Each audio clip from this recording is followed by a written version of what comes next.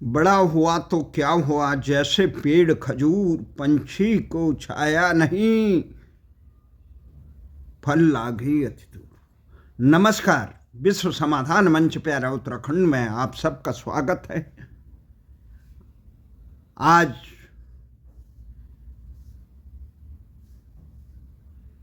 रविवार का दिन है, मार्च की 22 तारीख को।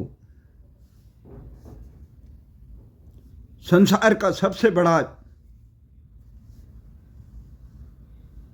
खबर यह है, पूरे संसार में त्राहिमाम मच रखी है अमेरिका की दादागिरी के आगे, अराजकता के आगे। जिस प्रकार से इजराइल और अमेरिका ने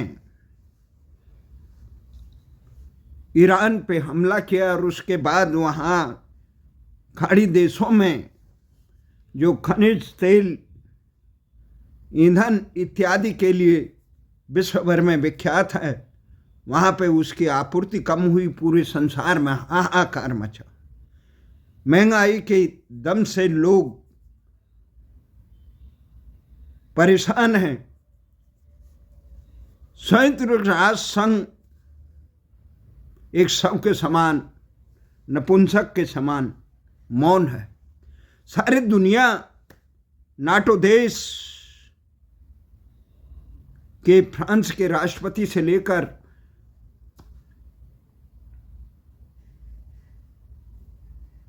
कनाडा के प्रधानमंत्री से लेकर स्पेन और कई देशों के ये कह चुके हैं कि हम ये गुंडई के राज में जी रहे हैं, जिसकी लाठी उसका भैंस होना।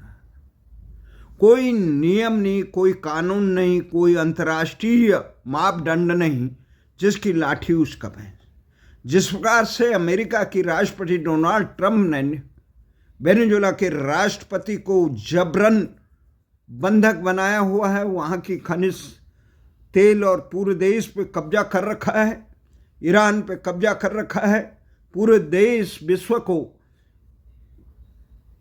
यूक्रेन के बहाने पूरे विश्व में अराजकता। और इसके अलावा सबसे बड़ी बात है कि उन्होंने सब पे टैरिफ का हंटर चला रखा। सारे लोग ये कह रहे हैं कि आखिर इस आतंक से आम दुनिया कैसी। सबसे हैरानी की बात है, इजराइल और अमेरिका ईरान पे इस बहाने हमला कर रहे हैं कि ईरान परमाणु अस्त्र न बनाए।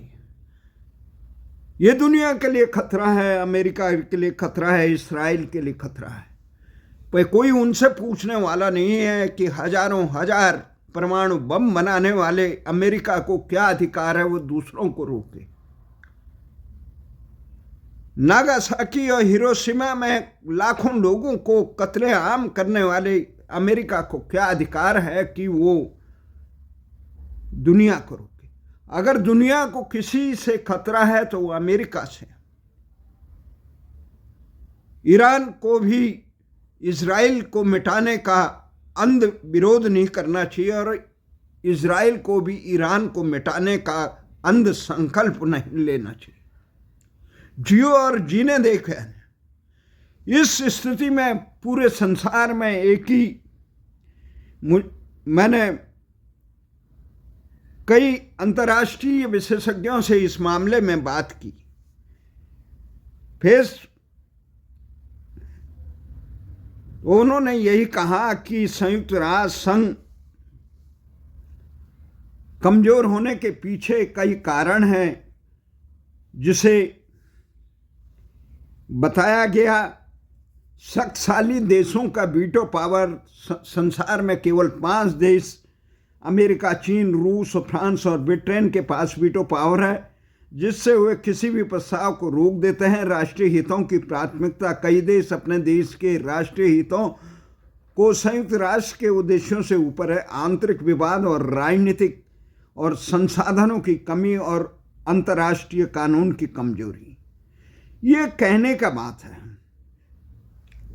सबसे बड़ी बात यह है कि दिशावान मजबूत नेतृत्व न होने के कारण मुझे तमाम आकलन करने के बाद एक तरफ मैं चीन का विस्तारवाद देखता हूं। कोरोना काल में जो मुझे याद आया, चीन ने किस प्रकार से आपदा का दोहन किया। दूसरी तरफ मैं अमेरिका का दादागिरी देखता हूं, तो मुझे केवल इस चीज का एक समाधान याद आता है, काश भारत मजबूत होता तो आज न अमेरिका की ये हिम्मत होती कि वो इस प्रकार की अराजकता संसार में अपना गुंडई राज चलाए। सब जगह सबकी सर्वे भवन्तु सुखिनों की बात होती, पर भारत का कमजोर होना, यहां पर मजबूत नेतृत्व का न होना, उसके कारण सारे संसार को खमियाजा भुगतना। मैं भारत इसलिए नहीं कह रहा हूं कि मैं इस देश में पैदा हूं, मैं भारत इसलिए कह रहा हूं कि संसार में जो प्राचीन सभ्यता है, जो मूल जियो और जीने देगा, सैनो भवन्तु, जो जड़ चेतन के कल्याण की बात करता है, वो केवल भारतीय संस्कृति कहता है।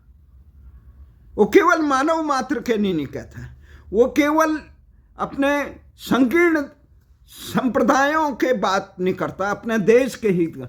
वो सर्वे भवन्तु सुखिनों की कामना करता है, वो सर्वभूत हितेरथा की बात करता है, वो प्राणी मात्र में कल्याण के जड़ चेतन के कल्याण की बात करता है। ऐसा दुर्लभ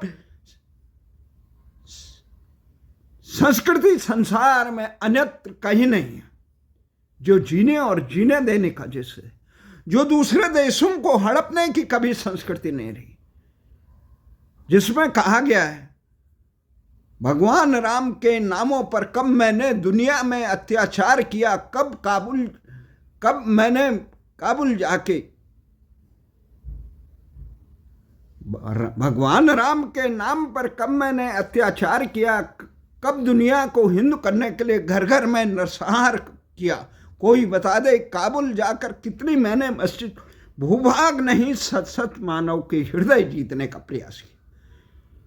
ये किसी जाति संप्रदाय, और दुर्भाग्य यह है कि भारत में जो भारतीय संस्कृति को छोड़कर जो निहित स्वार्थ के लोग सत्तासीन हो गए, वो भारत को जातिवाद संप्रदायवाद की दलदल में फंसाकर अपने निहित स्वार्थ के लिए सत्ता की बंदरबांट कर रहे हैं, जिससे आम आदमी को शिक्षा, चिकित्सा, रोजगार से दूर हो गया, घृणा का साम्राज्य हो गया, भारत खुद ही कमजोर हो गया, भारत की मुद्रा गिर गई। हालत यह है कि अंग्रेजों से मुक्ति पाने के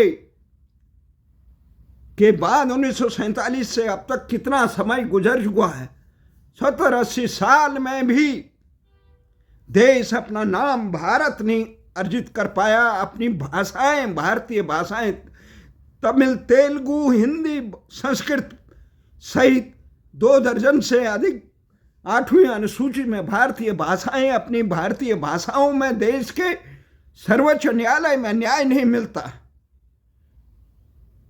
शासन प्रशासन नहीं चलता, देश के विदेशों में फंसे बने हुए दूतावास और उच्चायु, वो भारत का नाम तक देश में विदेश में नहीं, वो इंडिया नाम अंग्रेजों द्वारा थोपा हुआ नाम, जिसे वो है ही नाम समझते थे।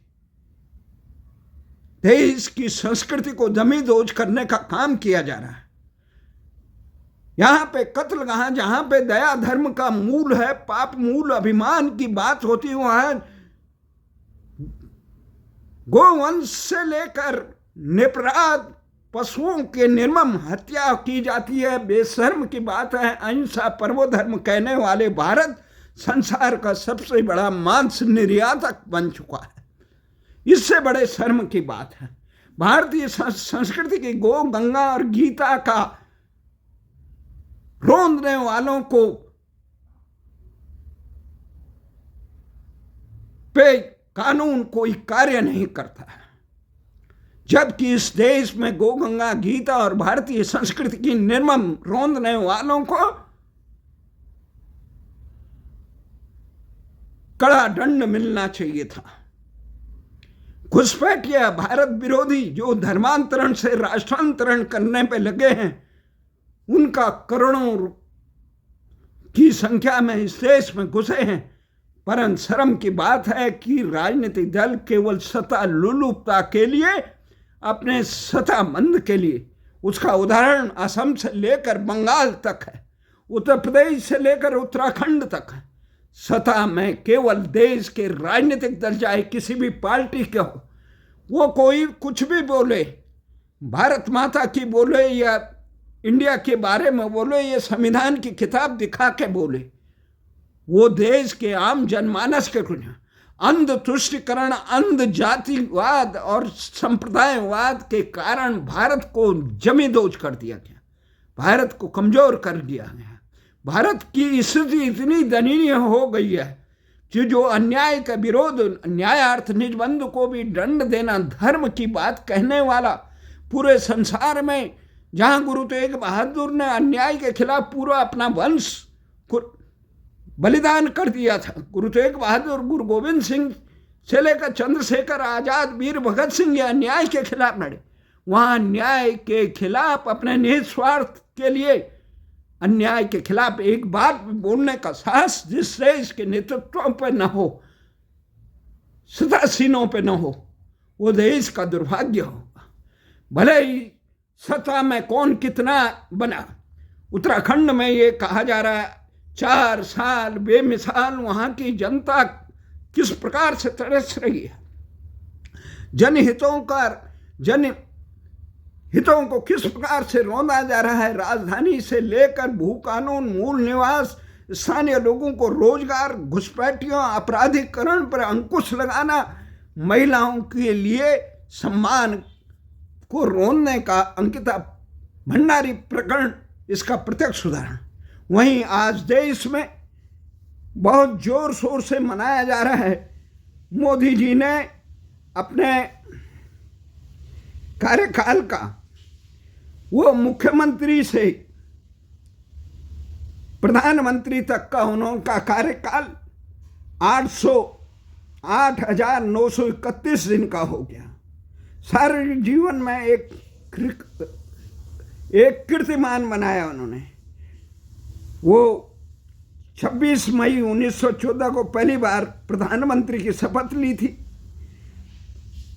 ये तमाम चीजें उन्होंने 8,930 दिनों का जो रिकॉर्ड सिक्किम के पूर्व मुख्यमंत्री रहे पवन चामलिंग, उनका रिकॉर्ड तोड़ा। और इससे पहले वह भारत के प्रथम प्रधानमंत्री जवाहरलाल नेहरू के 6,130 दिन का रिकॉर्ड तोड़ चुके हैं, और वो इंदिरा जी के 5,829 दिनों का भी रिकॉर्ड तोड़ने का, ये ऐसी गाथाएं लिखी। पर स्थिति ये है, आम जनमानस यहाँ जातिवाद, क्षेत्रवाद और अन्याय का जो बोलबाला है, आम आदमी शिक्षा, चिकित्सा, रोजगार, न्याय से वंचित है। यहाँ जाति के नाम पे पदों पे, बड़े बड़े पदों पे आसीन लोग अपने जाति को बता रहे हैं, जाति के आधार पर रख रहे, योग्यता के आधार पर नहीं। अमेरिका से लेकर संसार के सारे देश हैं इसलिए आगे बढ़ रहे हैं, मजबूत है, वो योग्य लोगों को महत्वपूर्ण पदों पर। लेकिन हमारे देश में अधिकांश राजनेता महत्वपूर्ण पदों पर, संवैधानिक पदों पर ऐसे अयोग्य, केवल उनके इशारों पर काम करने वाले लोगों को रख रहे हैं। इससे देश का कितना पतन हो रहा है उन्हें मालूम नहीं। देश में भारतीयता जिस प्रकार 1947 में जिस संप्रदायवाद की आंधी में देश के टुकड़े हुए थे, वो आज और भी भयंकर हो चुका है। केवल राजनीतिक दल वर्तमान चुनाव जीतकर अगला चुनाव जीतने की होड़ में लगे हुए हैं। देश की कौन संवारेगा? अगर भारत मजबूत होता आज, तो संयुक्त राष्ट्र संघ मजबूत होता। अमेरिका सहित किसी भी देश की हिम्मत नहीं होती कि संसार में अराजकता करे, सबको जीने दो और जियो और जीने दे का अधिकार देते। भारत को कमजोर होने का दंड न केवल भारत के आम जनमानस को उठाना, आम जनमानस आज बदहाली में जी रहा है, वहीं पूरे संसार में अराजकता, गुंडागिर्दी का, अमेरिका और चाइना का गुंडागिर्दी चल रही है। कौन इसे रोकेगा? तो इसलिए अगर आज भारत मजबूत होता तो संसार में इस प्रकार की आराधना, और आने वाले समय में भारत को इस प्रकार से मजबूत होना पड़ेगा। इस देश के आम जनमानस को जातिवाद और संप्रदायवाद के घिनौने जहर से मुक्त होकर राष्ट्र को मजबूत बनाकर विश्व में एक मजबूत व्यवस्था स्थापित करने का जो गुरुतर दायित्व है, उसको निर्वाह करने के लिए आगे आना होगा। जय हिंद, जय भारत।